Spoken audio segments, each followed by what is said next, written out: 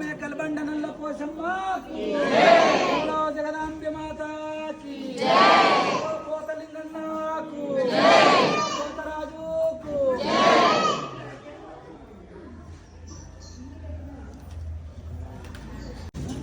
అందరికీ నమస్తే అండి.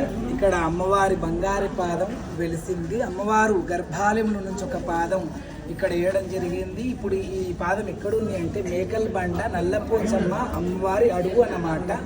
ఈ అడుగు పెట్టే ఉద్దేశం ఏంటి అమ్మవారి అంటే, లోకం మీద జరుగుతున్న అన్యాయాలు ఆడపిల్లలకు కావచ్చు, లేకపోతే చాలా పాపాలు కూడా పెరిగిపోతున్నాయి కాబట్టి సమస్త లోకాలను ఏలేతందుకు ఆడపిల్లలకు కూడా ద్రోహం జరుగుతుంది కాబట్టి ఆ ద్రోహం జరగకుండా దుష్ట సంహరణ శిష్ట రక్షణ జగన్మాతనై బయలుదేరిన అందరినీ కాపాడుతాను అని అమ్మవారి ఉద్దేశం అట.